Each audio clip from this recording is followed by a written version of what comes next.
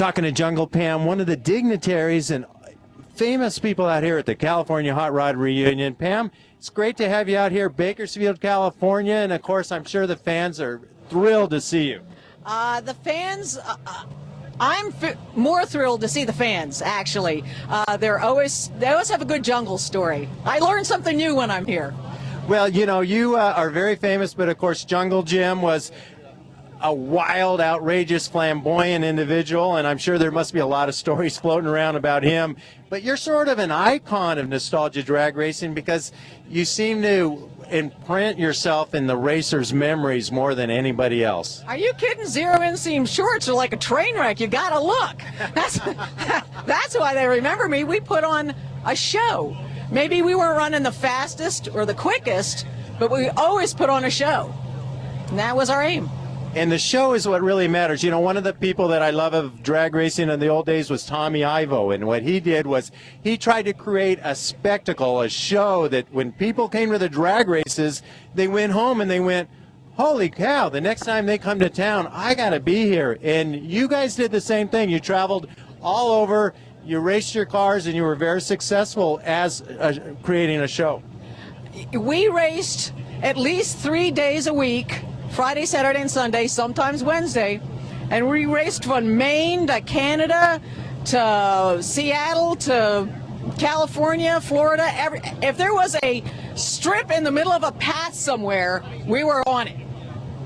Now, that was the old days. Things are changed a little bit different. Things are a different world of drag racing. But out here at the California Hot Rod Reunion, we're back to the old days, and you see a lot of famous faces. Everybody who's anybody is here. Snake, Mongoose, Ivo, you name it, they're here. You got to find them, but they're here.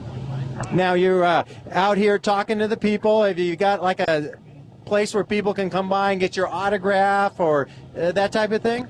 I am currently residing for this weekend at the Tiki Warrior Pit. The people who own the Tiki Warrior bought the Jungle 69 cars, the the Winter Nationals, the first funny car class. So that's where I'd be hanging out today. Now, you know, back in the old days, women in drag racing, I know Shirley Muldowney had a lot of trouble getting licensing, and people didn't really treat you as well as they did the drivers. Did you ever have any reverse, discrimination against women in drag racing? I'm sure somebody didn't want me out there, but if they wanted Jungle to race, they had to take me. Plus, I mean, I was more than a doorman. After I learned what I was doing, I mean, I was working on the car, too. Back in the day, you couldn't just be a one-hit wonder. You better know your way around a car, or you're not even worth feeding. I mean, you could do that. You would also, I'm sure, were involved in, like, moving the car from town to town and all the logistics of getting from track to track. Exactly, and it wasn't an easy job. Back then, you were pretty much bare bones. You had a Ram truck or maybe a box truck or a CHRR, and you didn't have your specific driver driving it and, Jungle flying in. No, you got to do it all. You had 3 people typically on a team, and you had to do everything. Now, you had a lot of sex appeal when you were racing. Well, you still do. You still do. But when you were out there, you had a lot of sexy outfits. You were just young, gorgeous, vivacious young girl. Did you ever have any problem like back in the Bible Belt, the Midwest, where people were more conservative? Oddly enough, there was only one track that I went to the line, and I was looking at I always scoped at the line, because back in the day you never knew what you were going to find on the track.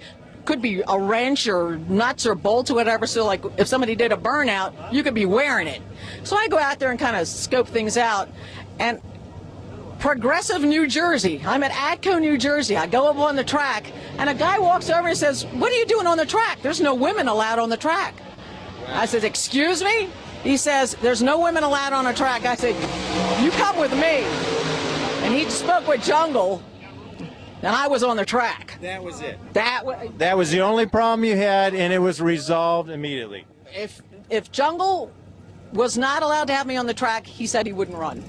And how could he not know who you were? I'd only been around for, I guess, 6 months by then. Okay, so you were a fresh face on the scene, and I know that wherever you went, you made an impression. People always remembered you.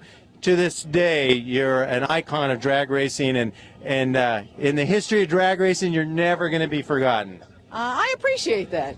I appreciate that. I guess I worked hard for it, but to me, it was just going to a job.